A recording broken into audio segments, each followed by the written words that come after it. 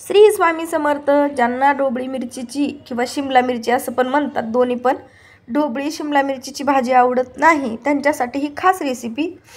तर आपण इकडे बघा, टोमॅटो, कांदा, कढीपत्ता, ढोबळी मिरची कट करून घेतली आणि मोठा मोठा कांद्याचे असे काप करून घेतलेले आहेत. तर आता खोबरं लसूण पण कुटून घेतलेलं आहे. कढईमध्ये थोडंसं तेल टाकून आपल्याला मोठा मोठा जो आपण स्लाइस करून घेतलेला कांदा आणि ढोबळी मिरच्याच्या फोडी आहेत ते थोड्या परतून घ्यायच्या आहेत, थोडंसं तेल टाकून, म्हणजे लवकरच मऊ होतील.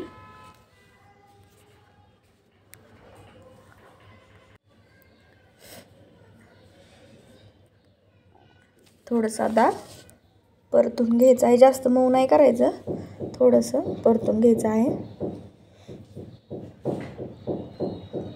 सर्दीमुळे थोडासा आवाज बदललेला आहे, नक्कीच तुम्हाला वेगळं वाटत असेल.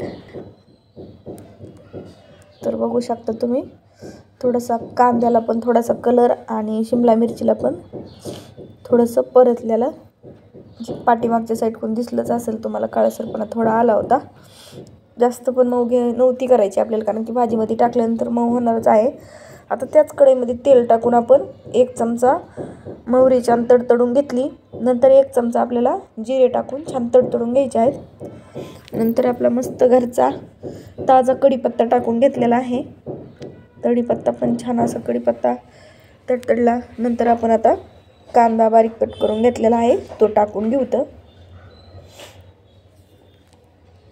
तर आता छान कांदा आपल्याला परतून घ्यायचा आहे. परतून म्हणजे कांदा असा पूर्ण असा त्याचा कलर नाही बदलून द्यायचा, फक्त मऊ पडला पाहिजे.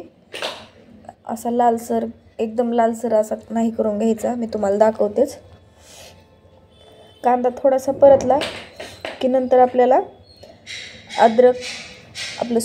खोबरं आणि लसूण कुटून घेतलेलं आहे ते टाकून घ्यायचं आहे. अद्रक नाही वापरली मी शिमला मिरचीसाठी. खोबरं आणि लसूण टाकून घेतलेला. बघू शकता कांद्याचा कलरही नाही बदलला आणि मस्त असा तेल चुटचुटायला लागलंय, त्याला असं मऊ पडल्यासारखं व्हायला लागलेलं आहे. तर आता आपण टोमॅटो बारीक कट करून घेतलेला आहे ते टाकून घेऊ. आता थोडंसं काय करायचं, टोमॅटो थोडंसं परतून घ्यायचं. पण आता आपल्याला कांदा आणि टोमॅटो आणखी थोडंसं मऊ होण्यासाठी मीठ टाकून घ्यायचं. कधीही कोणत्याही भाजीला टोमॅटो आणि कांदा लवकर मऊ होऊ, लवकर पाणी सुटावा, एकजीव व्हावा, याच्यासाठी थोडंसं मीठ नक्कीच प्रत्येक भाजीला तुम्ही टाकत जा, कारण की टोमॅटो गळायला मदत होते, कांदा पण छान मऊ पडतो. तर थोडंसं आपण झाकून ठेवू, म्हणजे एकदम पूर्णपणे मऊ होईल जाईल.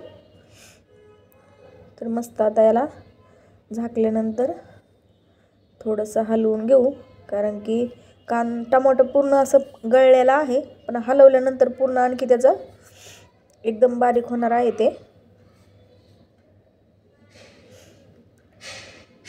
आता बरेचसे म्हणजे बरेच असे की त्यांना शिमला मिरची, ढोबळी मिरचीची भाजी खाऊ वाटत नाही, पण तुम्ही जर या पद्धतीत जर भाजी बनवली का, एकच नंबर टेस्ट लागते, खूप भारी लागते खायला. तुम्ही डब्याला वगैरे पण देऊ शकता. आता आपण 1 चमचा धना पावडर टाकलेली आहे. नंतर अर्धा चमचा हळद टाकलेली आहे. नंतर 1 छोटा चमचा आपण किचन किंग टाकलेला आहे मसाला. नंतर 1 चमचा गरम मसाला आणि 2 चमचे लाल तिखट. आता किचन किंग उपलब्ध नसला, नुसता गरम मसाला असला तरी पण चालतो, दोन्हीपैकी कोणतंही एक टाकलं तरी चालतं. पण मी टाकलेलं आहे कारण की छोटा चम्मच आहे, त्याच्यामुळं जास्त काही नाही घेतलेलं मी. शक्यतो मसाले मी कमीच वापरत असते टाकताना, कारण की जास्त मसाल्याचं पण नको, फक्त घेत असते पण कमी प्रमाणात वापरत असते, जास्त मोठा चमचा भरून असं काही घेत नाही. तर आता थोडंसं पाणी टाकून आपण याला आणखी झाकून ठेवू, म्हणजे छान अशी ती ग्रेव्ही आहे का, ते तेल पण सुटतं आणि मस्त अशी पूर्ण एकजीव आणि मसाले पण छान परतून निघतात.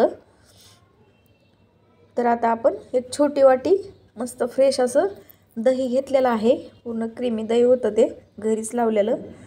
तर मस्त छान कलर येतो त्याला आणि थोडंसं खाण्याचा फ्लेवर पण छान असा होतो, थोडासा आंबूस, जास्त आंबट पण नाही आहे.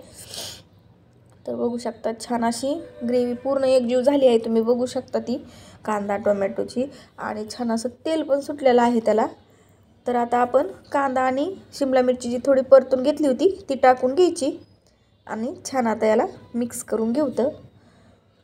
एकच नंबर, दिसायला पण एक नंबर आणि खायला पण एकच नंबर अशी ही शिमला मिरचीची भाजी तयार होते. तर तुम्ही नक्कीच आवर्जून या पद्धतीत बनवा.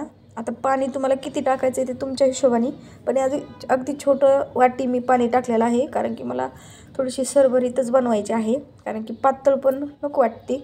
त्याच्यामुळे थोडीशी सरभरीतच बनवणार आहे मी. जर तुम्हाला पातळ बनवायचे असेल, आणखी थोडं पाणी टाकायचं असेल, मग पातळ होईल तर थोडंसं कुट्टा टाकू शकता तुम्ही. आता कांदा टोमॅटोसाठी थोडं गळण्यासाठी मीठ टाकलं होतं, त्या हिशोबाने आता नंतर थोडंसं मीठ टाकून घेतलेलं आहे.